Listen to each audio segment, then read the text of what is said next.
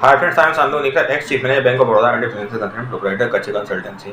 तो आज बात करेंगे usual mistake in SIP investment. मैं फाइनेंशियल कंसल्टेंट हूँ, एसआईपी का भी काम करता हूँ, म्यूचुअल फंड इन्वेस्टमेंट का। तो मैं बताऊँ अभी जो क्लाइंट्स की मेनली जो प्रॉब्लम्स होती है एसआईपी इन्वेस्टमेंट, वो सबसे पहले तो क्या होता है, वो बहुत लेट स्टार्ट करते हैं। तो क्या होता है, जो चीज़ आपको 22-23 साल में जॉब लगने के साथ स्टार्ट करनी चाहिए, वो आप 35, 40, 45 में स्टार्ट करते हैं, तो जो कंपाउंडिंग का इफेक्ट है वो चला जाता है। मतलब आपको वही अमाउंट पाने के लिए बहुत ज़्यादा इन्वेस्टमेंट करना पड़ता है, जो आप कम एज से करते हो काफ़ी कम रहता है।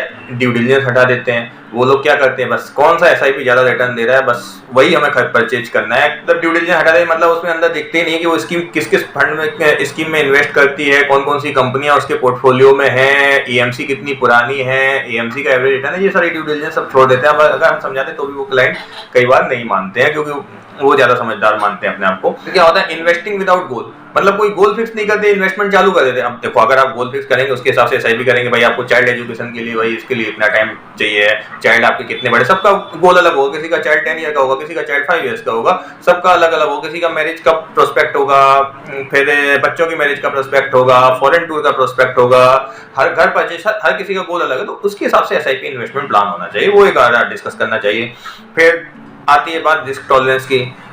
कस्टमर अपना रिस्क टॉलरेंस नहीं देखता, वो तो बस ये देखता है कि सर जिसमें ज्यादा रिटर्न हो उसमें इन्वेस्टमेंट करा दो। लेकिन जब रिस्क टॉलरेंस भी देखना चाहिए, भाई अगर आप रिटायर्ड हैं तो आपको ज्यादा रिस्की में नहीं जाना चाहिए, क्योंकि क्या है, अगर मार्केट अप डाउन होता है तो इमीडिएट तो रिकवर नहीं होगा, थोड़ा टाइम तो लेगा मार्केट डाउन, तो लोग वो नहीं करते हैं। फिर क्या होता है, वो लोग एसआईपी पॉज कर देते हैं बियरिश मार्केट में।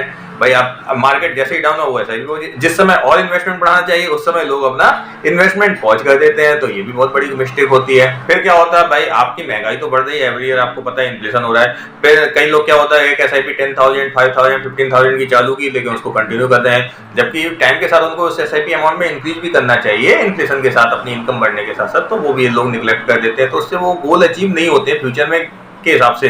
फिर क्या होता है, कई बार कोई लोग डाइवर्सिफिकेशन, इतना ज्यादा डाइवर्सिफिकेशन कर देते हैं, अगर उनका 10,000 का भी एसआईपी करना है तो 1,000 की 10 प्रिफर करेंगे, जबकि उनको समझाया जाता है भाई आप 2 या 3 करो तो आप उसका रिव्यू परफॉर्मेंस भी अच्छे से मॉनिटर कर पाओगे और अपने गोल के हिसाब से मॉनिटर करो। ऐसा डाइवर्सिफिकेशन में नहीं जाओ, क्योंकि क्या होता है, कंपनी तो वही है, कोई लार्ज कैप मिड कैप उसके हिसाब से दे रहा है, कोई सेक्टर के हिसाब से दे रहा है, कोई सेक्टर के हिसाब से दे रहा है तो उसमें भी large cap, mid cap, small cap company आनी है।